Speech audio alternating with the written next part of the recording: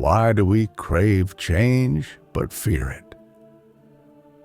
Have you ever caught yourself daydreaming about a completely different life? Maybe it's a new career, a fresh start in a new city, or even a chance to finally pursue that passion project you've kept on the back burner. But then, almost as quickly as the thought appears, so does the fear. What if it doesn't work out? What if it's too hard? What if I fail? Sound familiar? You're not alone. The paradox of craving change while simultaneously fearing it is something many of us grapple with, especially as we get older. We say we want more freedom, more fulfillment, more excitement, yet we cling to the familiar even when it no longer serves us. Why is that? Let's start with a simple question. When was the last time you seriously considered making a big change? Maybe it was leaving a job that's draining your energy, or perhaps it was ending a friendship that's become one-sided. Did you take action, or did you talk yourself out of it? For most of us, the fear of the unknown is far stronger than the discomfort of the present. Our minds are wired to prefer the certainty of what we know, even if it's unpleasant. Psychologists call this loss aversion, the tendency to focus more on what we might lose than what we might gain. It's why people stay in unhappy relationships, cling to unfulfilling jobs, or remain stuck in routines that no longer align with who they are. But here's the paradox. We crave change because deep down we know that staying the same is no longer an option. We feel restless, unfulfilled, maybe even trapped. And yet, the thought of stepping into the unknown is terrifying. The mind starts spinning stories. What if I can't handle it?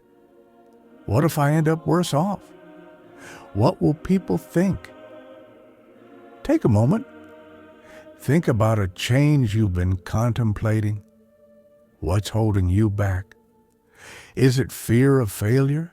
Fear of judgment? Or perhaps it's the fear of letting go of what's familiar, even if that familiarity is no longer comforting. Imagine you're standing at the edge of a cliff, looking down at a river below. You know that crossing the river could lead to new opportunities, a life more aligned with who you truly are. But the bridge looks shaky. The water is rushing fast. You take a step back. Maybe later, you tell yourself, why do we do this? Why do we retreat to the safety of what we know, even when it's no longer serving us? The answer lies in how our brains are wired. Our minds are designed to prioritize safety over satisfaction. Evolutionarily, staying with the familiar kept us alive. The unknown was dangerous. It could mean predators, famine, or losing one's tribe. While our modern fears are less about survival and more about social and emotional risks, the brain still responds as if any change could be life-threatening. Think of a time when you stayed in a situation long past its expiration date, a job you outgrew, a friendship that became toxic, a city that felt suffocating. Why did you stay? Most likely, it was because the discomfort of staying felt safer than the uncertainty of leaving. But what if we could reframe the way we view change? Instead of seeing it as a threat, what if we saw it as a doorway? A path toward something richer, deeper, more authentic. Take a moment to look around your life. How much of it is built on routine? How many of your daily actions are driven by habit rather than intention? It's easy to get stuck in the comfort zone, a place where nothing truly changes, but nothing truly satisfies either. But here's the truth. The comfort zone isn't comfortable. It's just familiar. The more we cling to old patterns, the more stagnant we become. And the more stagnant we feel, the more we start to believe that change is impossible or that it's too late to start over. What if, instead of asking, what if it doesn't work out, you asked, what if it does? What if the bridge over that river is stronger than you think? What if the current isn't as fast as it looks? What if, on the other side, is a version of yourself you've been longing to meet? Before we move on, take a moment to reflect. Think about a change you've been resisting, a decision you keep postponing, a conversation you're afraid to have, a step you know you need to take. What's the real reason you're holding back? Is it fear of the unknown? The belief that you're not ready? Or maybe it's the feeling that you don't deserve something better. Write it down. Get it out of your head and onto paper. Sometimes the simple act of naming our fears can strip them of their power. Think about how often we tell ourselves that we're waiting for the right time to make a change. We say we need to be more prepared, more confident, more financially stable. But how much of that is true, and how much of it is just fear disguised as logic? The reality is, the perfect time rarely comes. It's a mirage, a way for the mind to keep us safely rooted in the known, even when the known has become a cage. Why do we do this? Why do we convince ourselves that now isn't the right time? It's because the mind craves certainty. Familiar routines, predictable outcomes, these are things the brain can control. But change? Change is a blank page, a step into the unknown. And that uncertainty feels like a threat even when we're miserable where we are. Have you ever stayed in a job that drained you because it felt safer than starting over, or held on to a friendship that was more habit than connection, or remained in a relationship that had clearly run its course, telling yourself that leaving would be too complicated, too painful, too uncertain? If so, you're not alone. We all do it. We cling to what we know, not because it's what we want, but because it's what we understand. But here's the irony. The longer we wait for the right time, the more we convince ourselves that change is impossible. We rehearse our fears, replaying worst-case scenarios in our minds, imagining everything that could go wrong. We focus on the potential losses, money, security, comfort, while completely ignoring what we might gain. For example, a woman, Anna. She's been in the same job for over a decade. It pays well, the routine is predictable, and her colleagues are decent. But every morning, she wakes up feeling empty. She dreams of starting her own business, something she's been passionate about for years. Yet every time she thinks about quitting, her mind floods with fears. What if I fail? What if I lose my savings?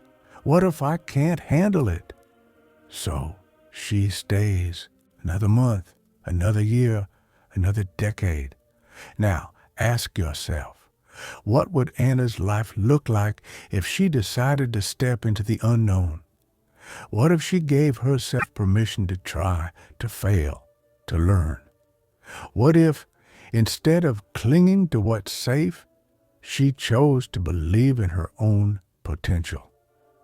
The truth is, fear will always be there. It's part of being human. But fear isn't a stop sign. It's a signal. It's the mind's way of saying, this is unfamiliar. This is uncertain. It doesn't mean the path is wrong. It just means the path is new.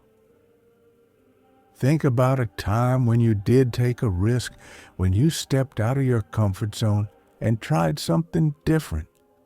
Maybe it was moving to a new city, ending a toxic relationship, or finally pursuing a long-held dream. Was it terrifying? Probably. Was it also liberating? Maybe even life-changing? Absolutely. But what if the risk didn't pay off? What if you tried and failed? What if the outcome wasn't what you expected? The mind loves to focus on these possibilities, convincing us that any misstep will be catastrophic. But failure isn't the enemy. Stagnation is. We can always rebuild finances, mend relationships, adjust our plans. But we can't get back the time we spent waiting for the right moment. Take a moment now and think about one area of your life that feels stagnant. Maybe it's your career. Maybe it's a friendship that's grown cold. Maybe it's a city that no longer feels like home. What's keeping you there?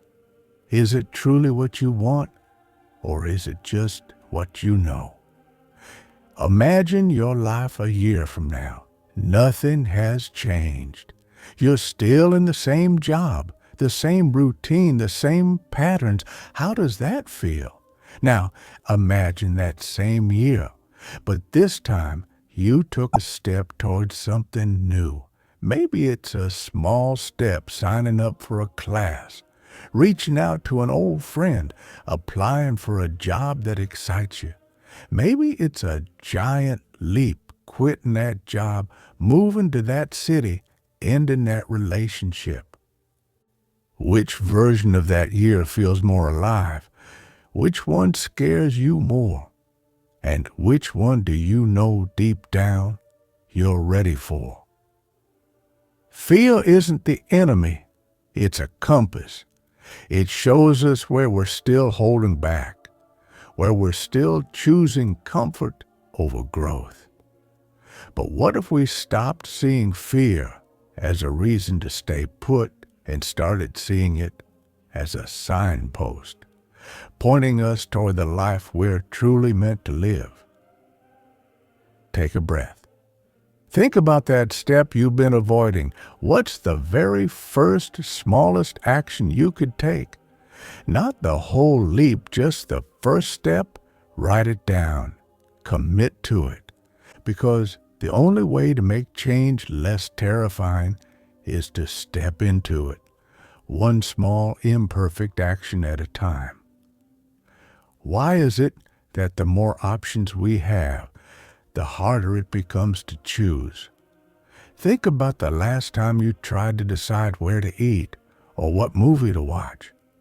You had dozens of options, yet somehow, instead of feeling free, you felt overwhelmed. Now imagine that feeling multiplied by 1,000 when it comes to life-changing decisions, a new career, a new city, a new relationship. The more possibilities we see, the more paralyzed we become. Psychologist Barry Schwartz calls this the paradox of choice. The idea is simple. Having more options doesn't necessarily make us happier. It often makes us more anxious. We fear making the wrong choice, so we linger in indecision, endlessly weighing pros and cons, analyzing every potential outcome. Sound familiar? It's like standing in front of a wall of doors, each labeled with a different life path, and being too afraid to open any of them. But why does too much choice create so much anxiety? It's because every decision involves a trade-off. Choosing one option means letting go of another, and the mind hates letting go. What if we choose wrong? What if the door we picked leads to disappointment or regret? What if the door we don't choose was actually the better one? These what-ifs become mental quicksand, keeping us stuck in a loop of indecision. Imagine a man named Daniel. He's been offered 2 job opportunities. One is in his current city, where he knows the industry, the people, the routine. The other is in a new city, a higher-paying role, but with more uncertainty. He spends weeks going back and forth, imagining every possible outcome. If he stays, he might feel stagnant. If he goes, he might feel lost, and so he does nothing, hoping the right answer will magically appear. But the truth is, waiting for certainty is just another way of staying stuck. Now, think about your own life. Are there decisions you've been putting off because you're afraid of choosing wrong? Maybe it's ending a relationship that's become a shadow of what it once was. Maybe it's starting a project you've been dreaming about for years. Or maybe it's something as simple as saying no to commitments that no longer serve you. What would happen if you made a choice today? Not the perfect choice, just a choice. The reality is, we'll never have all the information. We'll never know every outcome, and that's okay. Decisions are not permanent. Paths can be changed, plans can be adjusted, and mistakes can be corrected. But the one thing we can't get back is time. Every moment spent agonizing over a decision is a moment not spent actually living. Take a moment to reflect on a decision you've been avoiding. Write it down. Now, instead of asking, "What if I choose wrong?" ask yourself, "What will happen if I choose nothing?" The truth is, not choosing is still a choice. It's a choice to stay exactly where you are with exactly what you have. Is that what you really want? Consider the people in your life who seem to move forward effortlessly. Are they less afraid of failure? Less afraid of making the wrong choice? Probably not. The difference is they've learned that action creates clarity.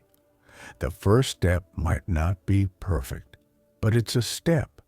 And every step brings more information, more perspective, more confidence. Imagine you're standing at the edge of a forest. There are multiple paths before you, each leading in a different direction.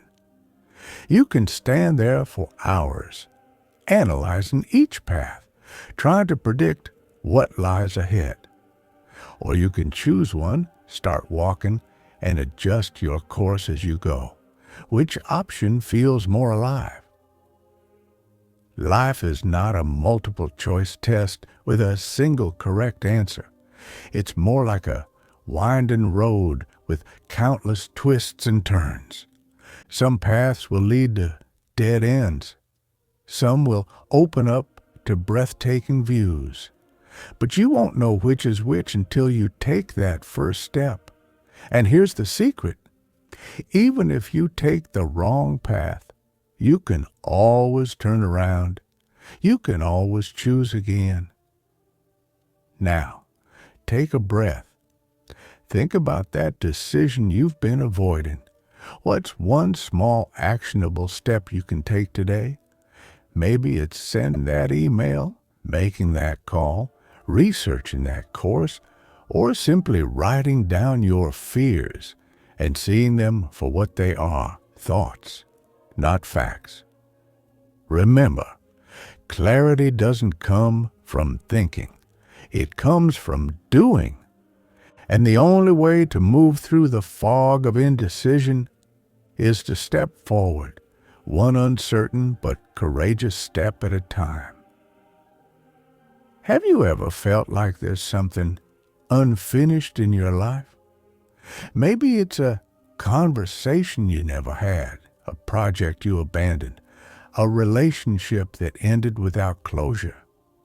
Those lingering, unresolved moments are what Gestalt therapy calls unfinished business, and they have a way of haunting us, keeping us stuck in the past while we try to move forward. Imagine carrying a backpack filled with stones. Each stone represents an unresolved issue, the apology you never gave, the goodbye you never said, the dream you never pursued. The more stones you carry, the heavier the backpack becomes. You keep walking, but every step feels harder, every decision more exhausting. This is what it's like to live with unfinished business. It drains your energy, clouds your mind, and makes every new step feel like a burden. Gestalt therapy teaches that we can't fully embrace the present until we resolve what's still hanging in the air. It's like trying to write a new chapter while the last one is still unfinished. How can you move forward when part of your mind is still stuck in that old conversation, that old regret, that old what if? Take a moment and think about a person in your life you haven't spoken to in years. Maybe it's an old friend you fell out with. Maybe it's a family member you had a conflict with. Maybe it's someone you lost touch with and never got the chance to say what you needed to say. What comes to mind when you think of them? Is there something you wish you could say? Something you wish you had said? Now, imagine that person sitting in front of you. What would you say to them right now? Would you apologize? Ask for forgiveness? Demand closure? Gestalt therapy often uses the empty chair technique to help people express what's left unsaid. You sit in front of an empty chair and speak as if the person is right there, hearing every word. It's a way of releasing the emotional weight you've been carrying, the unspoken words, the unresolved anger, the lingering sadness. But what if the person isn't someone you can talk to? Maybe they're no longer in your life, or maybe they've passed away. Even then, the act of expressing what you feel in a letter, in a journal, in front of that empty chair can be incredibly healing. The goal isn't to get a response. It's to release the emotional burden and reclaim your energy. Think about a time when you avoided a difficult conversation. Maybe you didn't want to hurt someone's feelings. Maybe you were afraid of conflict. Maybe you convinced yourself it wasn't worth it. But what happened afterward? Did the tension dissolve, or did it linger like a shadow in the back of your mind? Unresolved issues don't disappear. They fester. They show up in our dreams, in our anxiety, in that feeling of heaviness we can't quite shake. A man named Michael, he had a falling out with his best friend over a business deal gone wrong. Angry words were exchanged, accusations thrown. They haven't spoken in years. But every time Michael sees a reminder of that friend, a restaurant they used to visit, a photo from the past, a knot tightens in his stomach. He tells himself he's over it, that it doesn't matter anymore. But the unresolved tension sits like a stone in his chest, weighing him down, keeping him from fully enjoying the present. Here, now consider your own life. Are there stones in your backpack that you've been carrying for too long? Unfinished conversations, unspoken apologies, unresolved conflicts? What would it feel like to finally put them down? To take one of those stones, hold it in your hand, and ask yourself, what do I need to say to release this? Maybe it's writing a letter you'll never send. Maybe it's calling someone you haven't spoken to in years. Maybe it's simply acknowledging your own feelings, admitting to yourself that you're still carrying pain, anger, or regret. The goal isn't to fix everything or get a perfect resolution. It's to release the grip that unfinished business has on your heart and mind. Imagine waking up tomorrow feeling lighter, freer, unburdened by the weight of things left unsaid. Imagine looking at that empty chair and feeling nothing but peace, knowing you said what you needed to say, even if only to yourself. That's the gift of closure, not necessarily reconciliation, but release. Now, take a breath. Think about one piece of unfinished business you're ready to let go of. Maybe it's a person. Maybe it's a memory. Maybe it's a part of yourself that's still holding on to an old wound. What would you say to it right now if you knew it would hear you? Write it down. Say it out loud. Feel the weight of that stone in your hand. And then, when you're ready, imagine setting it down. Imagine yourself standing up, taking a deep breath, and walking forward without it. Because the only way to truly step into the present is to stop carrying the past. Imagine waking up one day and realizing that the life you're living isn't quite yours. Maybe it's filled with routines you never questioned, relationships that feel more like obligations, and dreams that you quietly shelved away, convincing yourself that someday you'll get to them. But here you are, still waiting for the perfect moment, still carrying the same fears, still holding on to the familiar because it's safer than the unknown. Change is terrifying, not because we don't want it, but because it demands that we let go of what we know.